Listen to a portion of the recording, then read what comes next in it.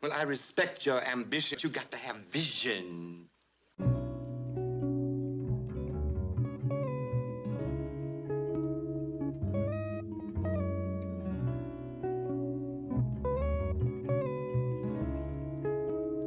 YouTube is a place where content creators tend to think we have freedom of speech. However, we don't. There's a set of rules and regulations we must abide by to keep these channels intact. If breaking these rules happen, you earn strikes and eventually a permanent ban on your channel. Most content creators have mutual video ideas and topics and agendas, which most of the time leads to the four devils: lust, envy, hate, jealousy, with a lack of morality, respect, and responsibility. YouTubers tend to grow an audience. The problem with this is not all audiences are the same. Case in point, K420 is a YouTube member who does great work, but between her great work, she has sparked dangerous controversy.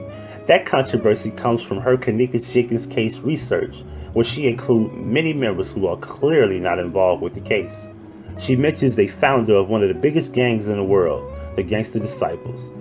She went to take a suspect on a journey of false information, which leads to the research of his dad. In those findings were also information of the former President Obama and his business partner, Marty. She connected Marty and Obama to Charles' dad and the rest of the many business ventures, as well as his friends.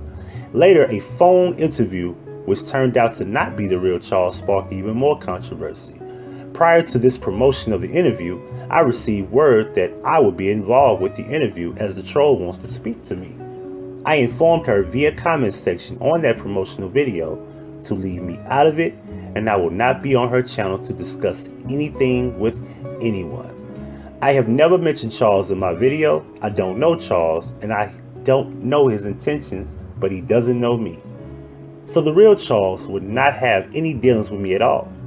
I was trolled by the same individual's email address that she exposed once her return to YouTube was seen.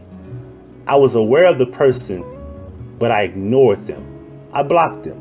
I didn't have to tell my audience, but I did inform them about a photo that the individual of that email address used the intent to scare me off YouTube. He titled the video, "Huggie Pacino's son raped a 7-year-old girl."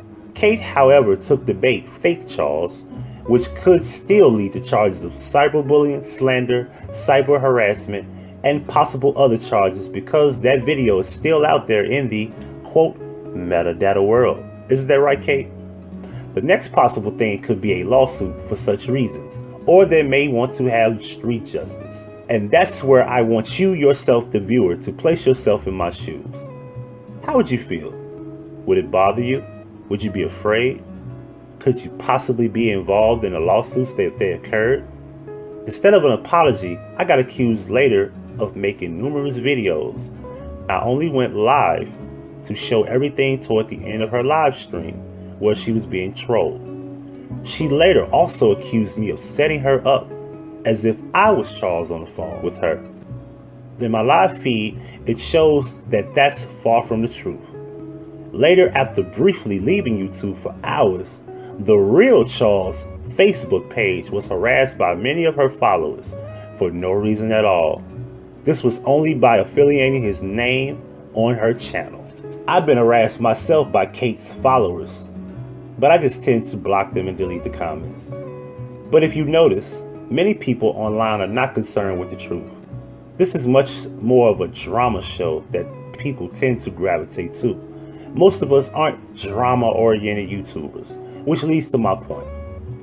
I posted a video of a good friend of mine by the name of Miss Crenshaw, who worked very hard in researching this information of the case. We talked for hours about this information on the case.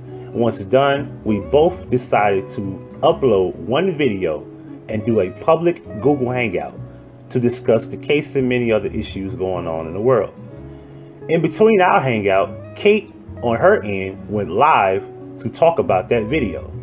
She did shout out Miss Crenshaw and she shouted me out as well. Now this is what happens. The audience of Kate becomes your audience. Now Miss Crenshaw is very new to this YouTube system, so I have a problem if anybody bothers her because I didn't want to bring her into any drama. She just had an opinion and wanted the opinion to be stated as valid. The intentions of your audience doesn't always reflect the content creator, but with great power comes great responsibility.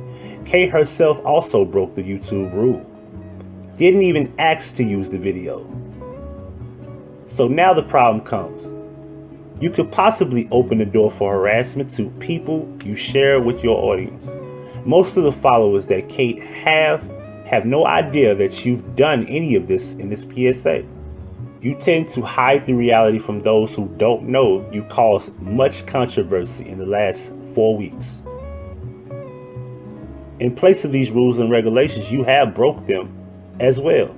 However, I will not flag you because it may lead to you returning a favor by false flagging me.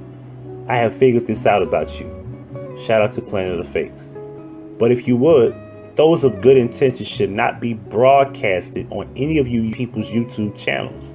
If you have the intentions of just trying to use things, that's one thing. But you should also ask approval because everyone does not want to align themselves with you. I hope this serves as a notice to everyone that makes content. This is not about picking sides. This is about what's right and what's wrong. This has been a Huggie Pacino public service announcement. Thank you for watching.